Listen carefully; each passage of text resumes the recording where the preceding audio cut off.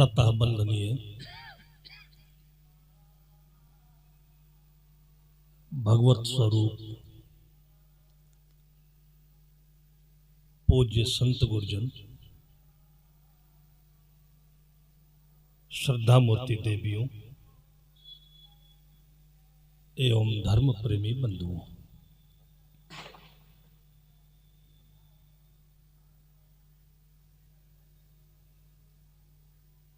आज हम लोगों के जीवन के एक आदर्श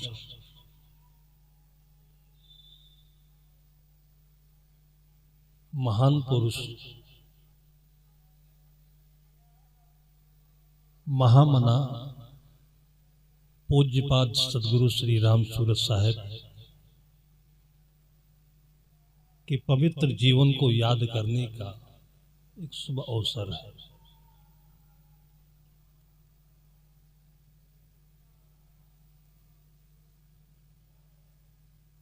सबका जीवन जो हम लोग बैठे हैं,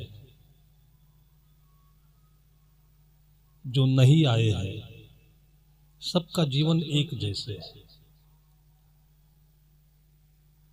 इससे में कुछ कर जाते हैं, करते बन जाता है तो जीवन अच्छा हो जाता है, और कुछ ऐसा करते नहीं बनता है या उल्टा कर देते हैं, जो नहीं करना चाहिए वो करने लगते हैं, जीवन बिगड़ जाता है। दूसरों का बिगड़ता है, उससे पहले अपना मन बिगड़ता है। अपना मन बिगड़ता है तभी परेशानी है, और ये हर जगह है। संसार में है, गृहस्थ समाज में है, संत समाज में है। जैसे घड़ी बिगड़ी, आप इंजन चलाते हैं वो बिगड़ा, आपकी मोटरसाइकिल बिगड़ी, तो समय ढूंढते हैं कि रिंच चाहिए, कोई मैकेनिक चाहिए, कोई बिगड़ा हुआ सामान हो बदलना चाहिए।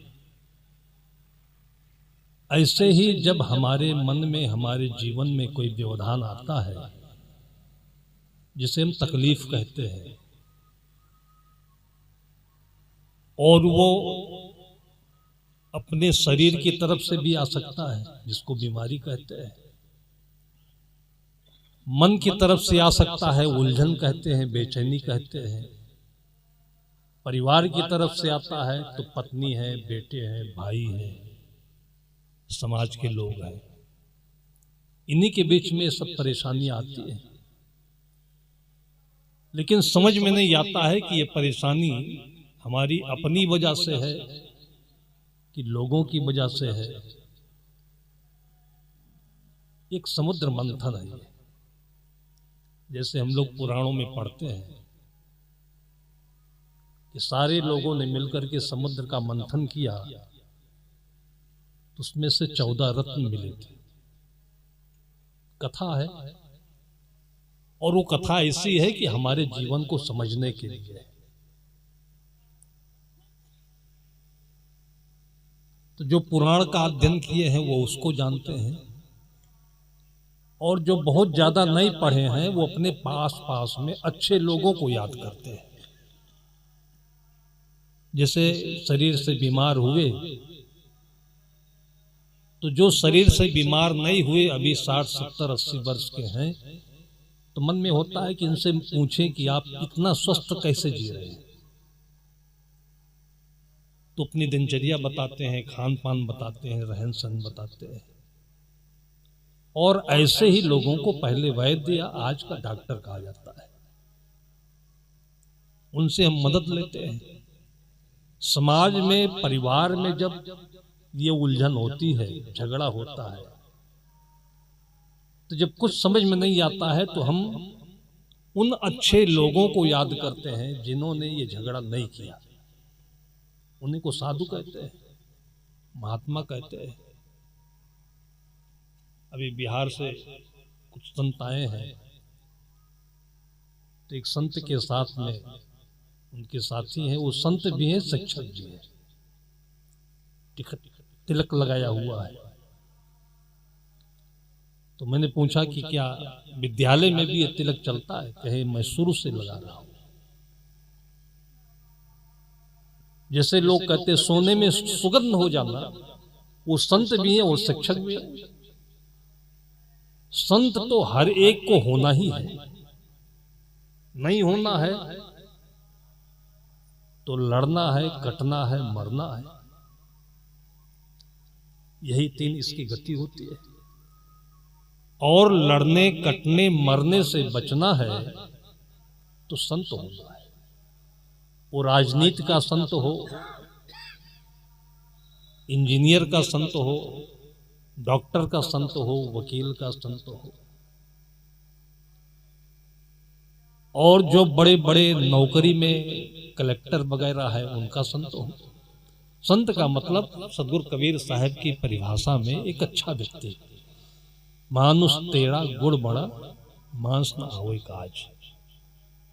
और एक अच्छे व्यक्ति की परिभाषा है कि वो किन्हीं भी परिस्थितियों में उलझे नहीं और किसी को उलझाए नहीं, सताए नहीं, तकलीफ न दे। वकील हो तो अच्छा है, अच्छा वकील है तो फिर उसी को संत कहने लगते हैं। डॉक्टर हो अच्छा है। अब कौन वकील अच्छा है, कौन डॉक्टर अच्छा है, इसकी परिभाषा भी धीरे धीरे समझ में आती है। हमने देखा है, हम लोग तो अपने लिए लगभग कुछ नहीं करते। आज जिनका हम स्मरण कर रहे हैं, पुण्य स्मरण कर रहे हैं, सदगुरु श्री राम सूरत साहब अपने लिए कुछ नहीं किया। और समय भी नहीं था उनके पास में। हम लोग तो चप्पल पहनने लगे, चप्पल भी नहीं पहनते थे। हमने देखा मुजफ्फर जाते समय उनको सड़क से 3 किलोमीटर आश्रम पड़ता है, गांव पड़ता है, और 3 किलोमीटर वो खराऊ पहनकर गए। जीवन भर वो चप्पल नहीं पहने, खड़ाऊ से काम चला उनका। चप्पल नहीं पहने तो मोटरसाइकिल और गाड़ी और ये सारी सुविधाएं तो दूर दूर तक कोई मतलब नहीं। अपने लिए नहीं जिया, और अपने लिए ये जिए कि जैसे गोस्वामी जी रामायण लिखने के पहले बोलते हैं, स्वांतः सुखाय तुलसी रघुनाथ गाथा। हम रामायण की रचना जो कर रहे हैं, ये लोगों को कथा और उपदेश के लिए नहीं कर रहे हैं। स्वांतः सुखाय, अपनी शांति के लिए कर रहे हैं। कोई अपना घर सजाता है, रंगोली बना करके, घास पौधे लगाकर, फूल लगाकर, तो अपनी शांति के लिए। कोई किसी को दान पुण्य करता है, भोजन कराता है, तो अपनी शांति के लिए। ऐसे ही सदगुरु राम सूरत साहब वर्षों तक हम लोगों ने देखा, अपने लिए नहीं किया लेकिन अपनी शांति के लिए किया। और सभी महापुरुषों ने ये किया। बहुत कुछ करने की आवश्यकता नहीं है, जो करना है उसके बीच में शांति चाहिए, शांति प्रमुख है। आज जिस नगर में हम लोग बैठे हैं इसका नाम अयोध्या है। अयोध्या के नाम से बहुत सारे लोग बहुत आ जाते हैं। हम कल से देखते हुए हैरान हैं। ये संतों के चरणों में नमन है कि इतना परिश्रम करके व्यवस्था कर रहे हैं। हम तो कमजोर नहीं कर सकते। इनका आसन, इनका भोजन, इनके लिए व्यवस्था रहना, और केवल ये 3 दिन के लिए नहीं, पूरे साल भर हमेशा कोई न कोई यहाँ पर पर्व होता रहता है, लोग आते रहते हैं, करना पड़ता है। संत भी ज्यादा नहीं, सब भ्रमण पर रहते हैं, 2-4 संत रहते हैं, लेकिन आपको सुविधा दे रहे हैं, क्योंकि उनको अपने मन में इसी के आधार से शांति है। इस अयोध्या जिसकी परिभाषा है कि जहां पर युद्ध नहीं हो उसका नाम अयोध्या। युद्ध शब्द से आ को लगा दिया जाए तो अयोध्या है। युद्ध नहीं होना चाहिए। और उसके लिए एक जीवन ऐसा जिया गया, वो प्रामाणिक हो या ना हो, लेकिन हमारे लिए अपरिहार्य है, अनिवार्य है, जरूरी है। जैसे कोई कहता है कि भगवान राम हुए, कोई कहता नहीं हुए। हम तो हैं, हम हैं तो राम भी हैं। जैसे आज से 100, 200, 1000 वर्ष बीत जाए और सदगुरु राम सूरत साहब का नाम कहीं ना रह जाए तो क्या नहीं हुए हो? राम एक व्यक्ति की आत्मा है। उनका जो पहला आदर्श है वो यह है कि थोड़ी सी असुविधा हुई परिवार में। वो असुविधा क्या हुई कि कल को उनको राज्याभिषेक होना था और कलह के कारण से, वैमनस्य के कारण से, मन के अमरस के कारण से, और ये सबके घर में, सबके जीवन में, सब जगह होता है। ये सार्वजनीन है। ये आपके भी होगा, आपके बच्चों के भी जीवन में होगा कि कल को उनको राज्याभिषेक होना है और अंतिम क्षणों में आते आते निष्कर्ष बदला कि वनवास हो रहा है। तो कहते हैं कि दोनों परिस्थितियों में जिनका मन विचलित नहीं हुआ, राज्याभिषेक के समय में उत्कर्ष में नहीं आए, उछले कूदे नहीं, बहुत खुशी नहीं हुई, और वनवास के समय में निराश नहीं हुए, विचलित नहीं हुए, हतोत्साहित नहीं हुए, गुस्सा में नहीं आए। इन दोनों के बीच में जो स्थिर होता है उसका नाम आत्मा है, विवेक है, राम है, और इसकी जो परछाई है वो सीता है और शांति है। शुद्ध आत्मा की परछाई शांति है। ये हमेशा आपके साथ रहना चाहिए। उन्होंने राज्य का परित्याग कर दिया, मान लिया अपने पिता के वचनों को, युद्ध नहीं किया उन्होंने भाई से या किसी से। लेकिन आज अभी अभी हमारे मन में प्रश्न आया कि जिन्होंने राज्य त्याग दिया तो सीता के लिए युद्ध क्यों कर लिया? ये युद्ध क्यों हुआ? वो सीता नहीं है जिसको हम स्त्रीलिंग पुल्लिंग कहते हैं। वो राम हमारी आत्मा है, और इस आत्मा की परछाई जो सदैव हमारा अनुचर है, साथ में है, वो शांति है और वो सीता है। फिर उसके आसपास में और कई नायक हैं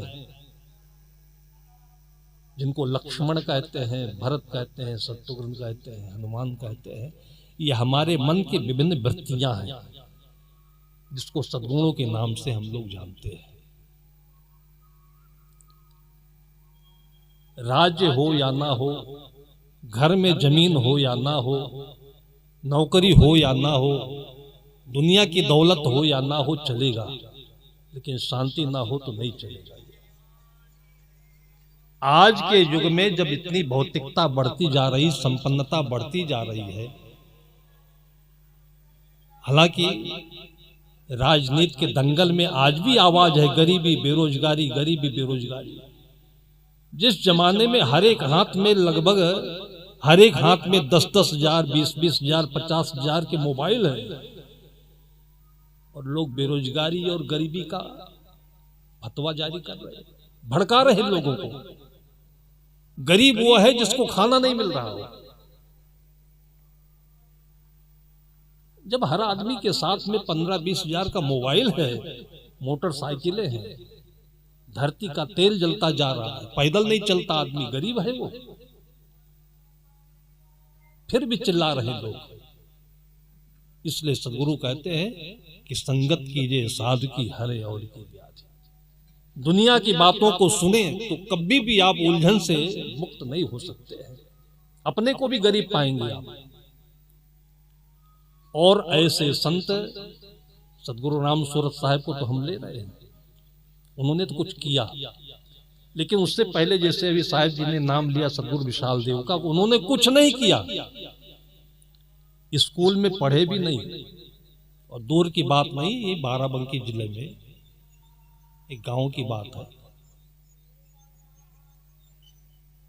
और केवल वो बगीचे में एक ज्ञान लेकर, गुरु का आशीर्वाद लेकर, जिसको हम हीरा कहते हैं, हीरा पायो गांठ गठियायो बार बार क्यों बोले, वो अपने गुरु से उन्होंने पाया और 18-20 साल की उम्र में फिर उन्होंने गृह का त्याग कर दिया कि ये सब भी नहीं चाहिए, इसके बगैर भी चल सकता है। और उसके बाद बंधिया बाग कर बसे और जीवन भर बसे रह गए, बाग में ही रहे, जहां भी लोग बुलाते थे बाग में। उस बीच में उनको उनकी महिमा, उनका त्याग, उनकी तपस्या, प्रतिभा, जिसको सुनने से मन में संतोष, संतुष्टि, शांति आती है। नेपाल के राज दरबार में चर्चा हुई कि बाराबंकी में एक ऐसे संत हैं जो कुछ भी ग्रहण नहीं करते हैं, बगीचे में रहते हैं। अब वो राजा थे, उनको ऐसा लगा जो जैसा होता है वैसा सोचता है। उनको ऐसा लगा कि उनके पास पैसा नहीं है, लोगों ने कुछ दिया नहीं होगा तो आश्रम नहीं बन पाया, लेकिन अच्छे संत हैं तो आश्रम बनना चाहिए। जो जैसी प्रवृत्ति का होता है वैसे आकलन करता है, अनुमान करता है। इसलिए आज राजनेताओं द्वारा, लोगों द्वारा आप तरह तरह की परिकल्पनाएं सुन रहे हैं। किसी भी जीवन में कोई समस्या नहीं है, समस्या एक है, आत्म अज्ञान। जीने के लिए, अच्छा जीवन जीने के लिए प्रकृति ने सब कुछ देकर तब पैदा किया आपको, उसका ज्ञान ना होना ही अज्ञान है। और फिर बाद में हम यही सुनते सुनते भड़कते रहते हैं और उसी में हम अपने को गरीब मानते हैं, सताया हुआ मानते हैं, झगड़ा करते हैं और कटते हैं, मरते हैं और जीवन नाश होता है। इसके लिए हम याद करते हैं कि रानी ने याद किया कि उनके पास कुछ नहीं है, तो उस जमाने में जब चांदी के सिक्के चलते थे तो 20,000 रुपए चांदी के दे करके वहां से भेजा। तब 1 रुपए नोट का चांदी का बराबर होता था। और वहां के प्रतिनिधि संत लेकर के बंधिया बाग में जहां गुरुदेव बैठे थे आए, शाम के समय पहुंचे, कुछ बताया नहीं, बंदगी किए, गांव चले गए। दूसरे दिन सुबह गांव से आए बंदगी करके, वो थैली रुपए का जब सामने रखे और उन्होंने उद्देश्य बताया कि यहाँ पर एक बहुत बढ़िया सुंदर विशाल आश्रम बनाने के लिए उनकी ये प्लानिंग थी कि बढ़िया बड़ा आश्रम बने और दूसरी किस्त में रुपया आएगा तो 100-200 एकड़ जमीन हो, अन्न क्षेत्र चलता रहे। ये प्लानिंग थी रानी की।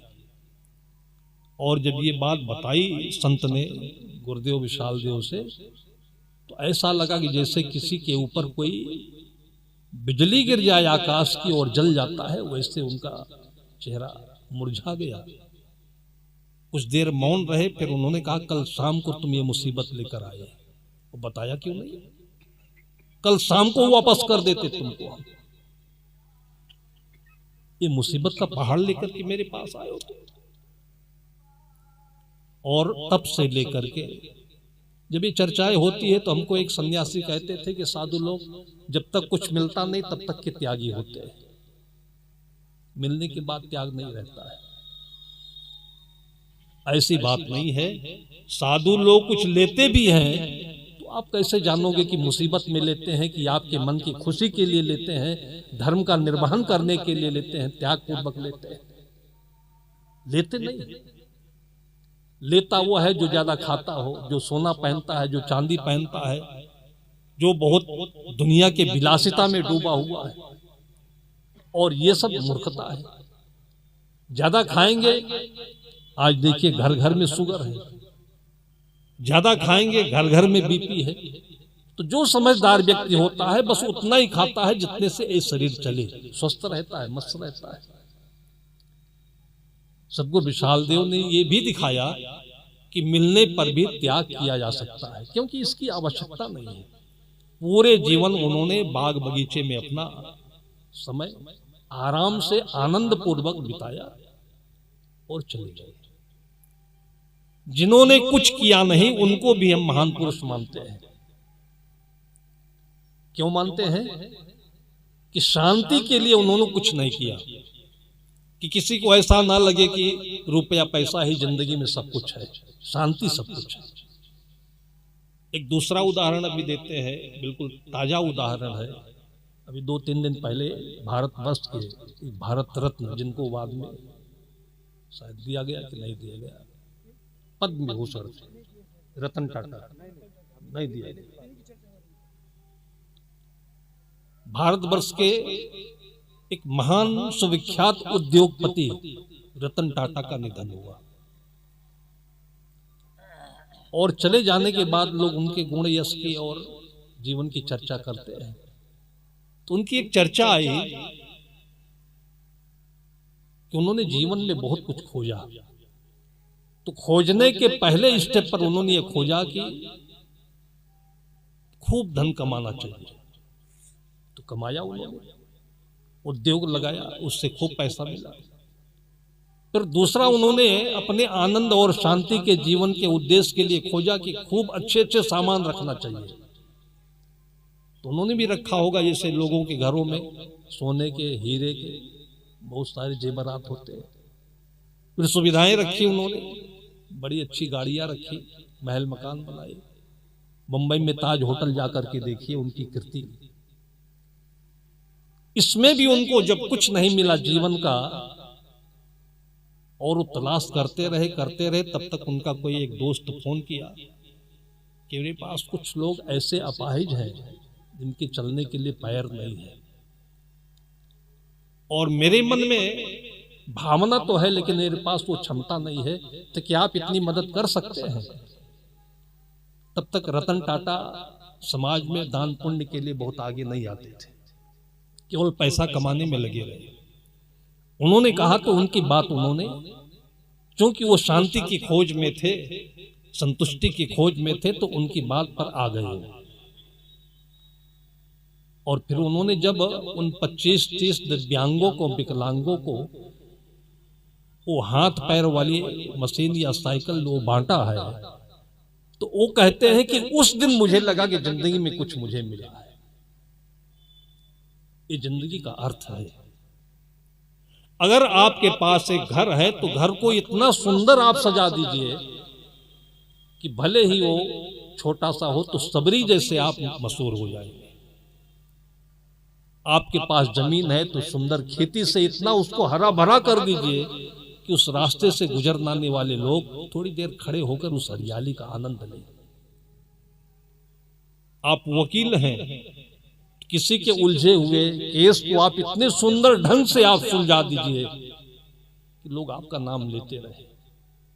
ऐसे कोई डॉक्टर है, कोई राजनेता है। मोतीलाल वोरा गवर्नर होकर आए थे, छत्तीसगढ़ मूल के रहने वाले हैं। हमारा राजनीति से बहुत ज्यादा संपर्क नहीं रहा, लेकिन अध्यात्म के प्रेमी जो लोग थे उनमें से एक मोतीलाल वोरा जी। तो दिल्ली के एक भक्त, उनकी दोनों किडनियां खराब हो गई थी, और थोड़ा पहले की बात है, उस समय डायलिसिस बहुत महंगा पड़ता था।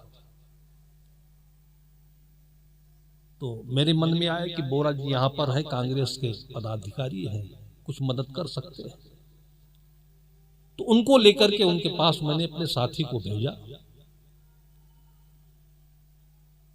और उनको देखते ही, ये धर्म की बात है, ईमानदारी की बात है, जो जहां पर भी है वो हीरा बन करके रहे, अपने गुणों का, कर्तव्यों का जो तत्परता के साथ पालन करता है, वहन करता है, वही हीरा है। उन्होंने देखा और कहा कि आप क्या चाहते हो? तो उन्होंने कहा आप किसी को चिट्ठी लिख दीजिए। उन्होंने कहा कि इनके चेहरे पर मैं देखता हूं कि जब तक हमारी चिट्ठी पहुंचेगी तब तक ये ऊपर चले जाएंगे।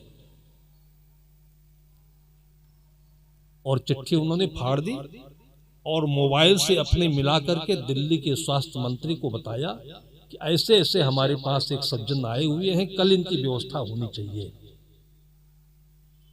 और दूसरे दिन से उनका डायलिसिस शुरू हुआ।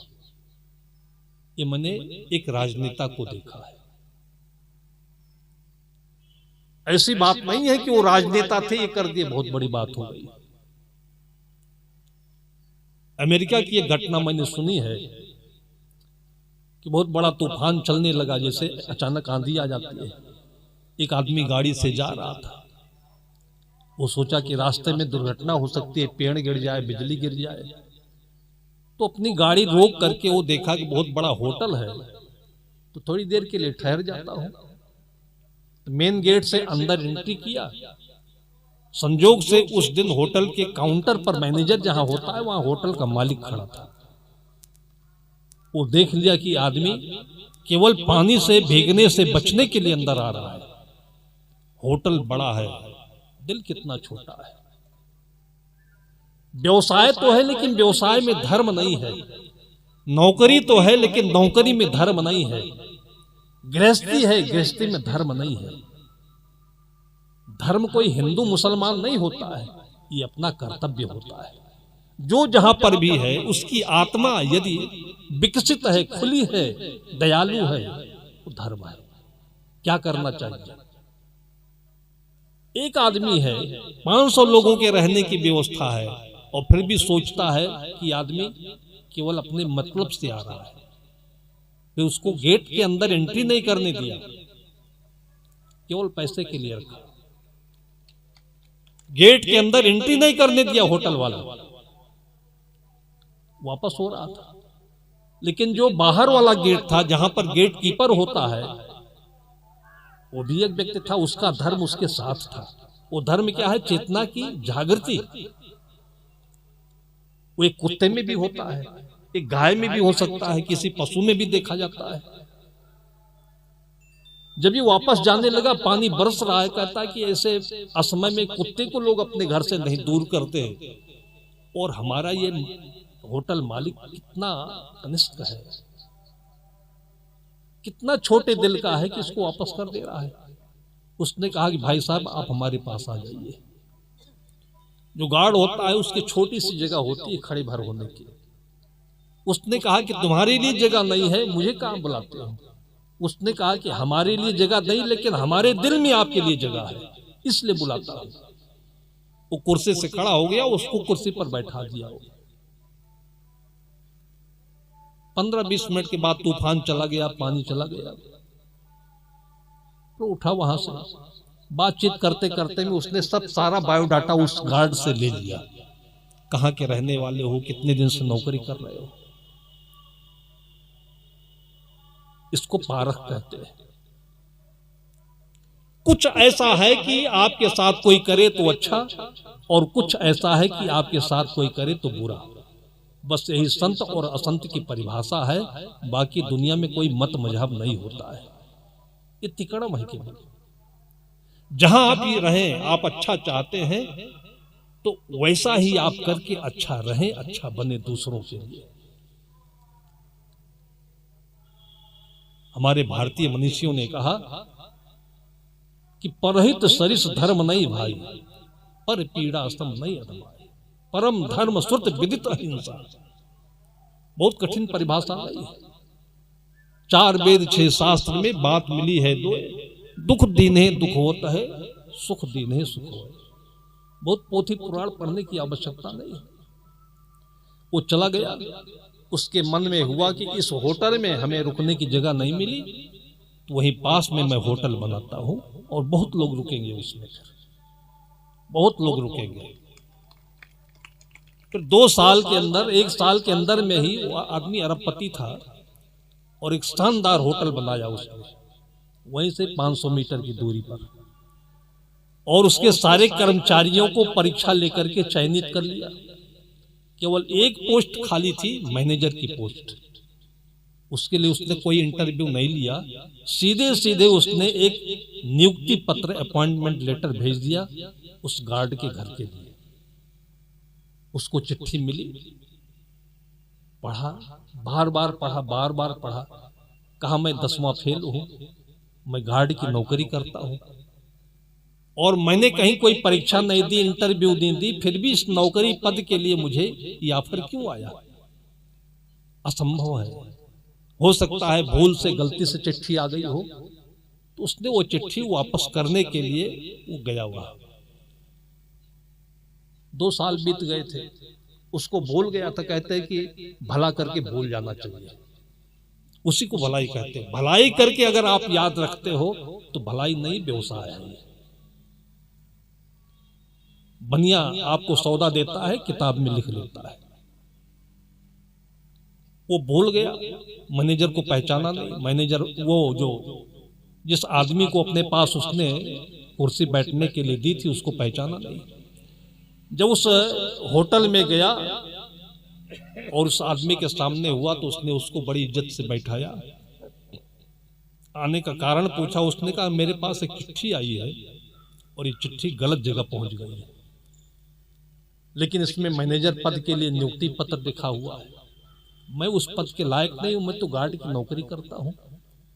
उसने कहा ये चिट्ठी बिल्कुल सही जगह पहुंची है, आप भूल गए, मैं वो व्यक्ति हूं जिसको आपने कहा था कि मेरे दिल में बड़ी जगह है। उसी दिन उसी क्षण मुझे लगा था कि इतना बड़ा आदमी इतनी छोटी जगह कैसे बैठा है, इसको बनाने के लिए, इसको बैठाने के लिए मैंने इतना परिश्रम करके ये बड़ी जगह बनाई।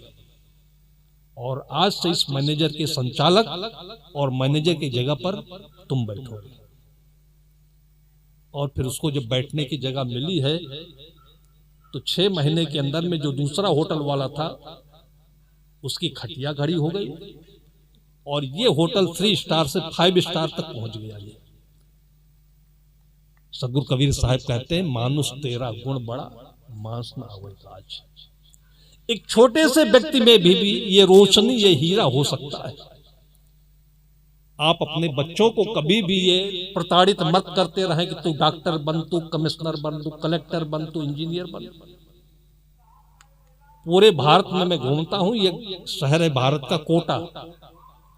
इतना स्वार्थ और ये सुनते सुनते लोगों के दिलों में वहम भर गया है कि गांव में कुदाल खोद खोद कर पैसा कमाने वाले लोग भी अच्छी भावना है, लेकिन स्वार्थ की भावना है कि बच्चे को कोटा भेजते हैं इंजीनियर बनाने के लिए, डॉक्टर बनाने के लिए। रोज फोन पर उसको सपोर्ट देना चाहिए, प्यार देना चाहिए, खाने पीने का पूछना चाहिए, तो केवल पूछता है कि पास हुए कि नहीं, परसेंटेज आया कि नहीं आया। और जब नहीं आ पाता है तो साल भर में कम से कम 50-60 लोग बच्चे वहां के खुदकुशी मर के आत्महत्या करके मर जाते हैं। वो बेकार के लड़के थे क्या? एक माता पिता की गलतफहमी के कारण से हर साल कोटा में जो एक अच्छे बन सकते थे, विशाल बन सकते थे, महावीर बन सकते थे, बुद्ध बन सकते, कबीर बन सकते थे। हम कहते हैं कि आपको बच्चा फालतू लगता हो तो यहां आश्रम पर भेज दीजिए और देखिए फिर उसकी चमक कितनी आगे बढ़ती है। क्यों ऐसा कहते हो कि तुम नालायक हो, तुम परसेंटेज नहीं पाए, तुम पढ़ नहीं पा रहे? कुछ तो करेगा वो। आज उन महापुरुष की जिसकी हम याद कर रहे हैं, उन्होंने कितना सुंदर एक अपने जीवन का पुरुषार्थ किया। अपने लिए तो कुछ नहीं किया, गाड़ी भी नहीं खरीदी, एक चप्पल नहीं पहना, लेकिन हम लोगों के लिए इतनी बड़ी जगह बना दी। मैं बहुत वर्षों के बाद आया, अयोध्या आकर चला गया, यहां नहीं आया था। अभी सुबह घूमते हुए जब गया कबीर बाग देखा, उस सचमुच में कबीर साहब की बगिया थी, इतना सुंदर चमकता था। 1-2 वृद्ध संत रहते थे, एकदम बगिया को साफ चमन बनाकर हरा भरा बनाया। हमारे गुरुदेव जी आए थे, सदगुरु प्रेम साहब, महंत साहब का अनन्य प्रेम, और उसी बगिया के भीतर में रखा था साहब को। इतनी सुंदर जगह थी वो। और आज देखते हुए आंखों से आंसू आए कि पता नहीं किसकी नजर लगी है, किसकी आदमी के अंदर में ये भावना नहीं जागृत हो पा रही है, और जिसके कारण से वो बगिया आज खंडहर हो गई। और ज्ञान धर्म के बीच में ऐसा हो रहा है। इन महापुरुषों को हम धन्यवाद देते हैं कि ऐसा ये जीवन में होता ही है। आप अपने घर को, अपने बेटों को, अपने परिवार को, समाज को, देश को कितना भी अच्छा बनाना चाहे, लेकिन कोई न कोई उसको खराब बनाने वाला वहां आसपास में आपको होगा ही होगा। हम लोग भजन गाते हैं कि यदि भला किसी का कर न सके तो बुरा किसी का मत करना, कुछ मत करो। जो कुछ नहीं कर सकता है वो महान होता है। और इतनी सुंदर बगिया चल रही थी, वो कोई कर ही रहा था, और उसमें आकर के हमने 240 डाल दिया। आप लोग तो यहाँ पर बहुत किसानी करते होंगे, जो हरा भरा बढ़िया घास है या आपका फसल है, और किसी वैज्ञानिक बनाया हुआ केमिकल 240 कहते हैं, या ऐसे कोई और नाम से आता होगा, और जाकर रात में छींट देते, सवेरे सब जल जाता है। किसी ने 240 छींट दिया वहां जाकर के, और आज वो बगिया कितनी सुनसान लग रही है। करते तो उसको स्वर्ग बनाते, और नहीं तो जो करते थे करने देते उसको। आज सदगुरु श्री राम सूरत साहब की आत्मा यहाँ पर उसके पैमाने पर हम देखें तो हमारे जीवन का क्या हो रहा है। आज रतन टाटा गए तो इनकी प्रशंसा की, महानता की गुण गाए जा रहे हैं, और उन्होंने शादी भी नहीं की, उन्होंने अपना परिवार नहीं बनाया, लेकिन देश के हजारों लाखों लोगों को रोटी का इंतजाम किया। और हम लोग ऐसे हैं कि बनी बनाई बढ़िया को भी ऐसे करते जा रहे हैं। और इसी जिंदगी में, इसी धरती में हमें अपने को पहचानना है। हम क्या थे, किस स्वरूप में जन्म लिए। कोई भी बच्चा ऐसा नहीं होता है। सतगुरु कबीर साहब कहते, जहिया जन्म मुक्ता हता। मुक्ति के लिए तमाम झगड़े होते हैं, लेकिन मुक्ति की परिभाषा, मुक्ति कब होगी, इसका निर्णय नहीं हो पाता है। एकदम सरल अर्थों में साहब कहते हैं, जब तुम्हारा जन्म हुआ था तब तुम मुक्त थे। कोई भी गोद में ले लेता, तुम हंसते खेलते। कोई भी माँ गोद में ले लेती, तुम दूध पी लेते। कोई अपना पराया नहीं था। और आज ये सब क्या हो रहा है। जितना आदमी पढ़ा लिखा होता है, जितना ज्ञान पाता है, उतने ही खतरे उसके साथ आते हैं। जितना ही आदमी धन कमाता है, उतने ही खतरे उसके साथ आते हैं। रतन टाटा के जीवन में भी बहुत खतरे आए, बुद्ध के जीवन में आए, महावीर के जीवन में आए। जो जितना अच्छा बनेगा, जितना ऊंचा उठेगा, उसके जीवन में उतनी कठिनाई आएंगी। उसी कठिनाई का एक अंग ये भी है। मैंने देखा कि वो जमीन जो है वो भले ही आज सुखी हो, लेकिन यहाँ पर जो बैठे महान पुरुष हैं, इतने लोगों को मैंने खाते पीते देखा तो मुझे लगा कि नहीं, इनके हृदय में, इनके अंतःकरण में वो हरियाली अभी भी है। और वही सदगुरु श्री राम सूरत साहब जैसे महापुरुषों का वरदान है, आशीर्वाद है। आज 3 दिन के लिए हम लोग आए हुए हैं, उनके इन कृत्यों को स्मरण करके जहां भी हम हैं, अपनी परेशानियों को, अपनी प्रतिकूलताओं को, अड़चनों को याद करते हुए अपने अंतःकरण में यह हरियाली कभी भी डूबने ना दे, विचलित ना हो, और अपने अंतःकरण को सुंदर हरा भरा बना करके इस जीवन से मुक्त होकर के जाए। यही उनके लिए हमारी सच्ची श्रद्धांजलि होगी। इतने शब्दों के साथ मैं अपनी वाणी को विराम देता हूँ। उन महापुरुषों को नमन करता हूँ।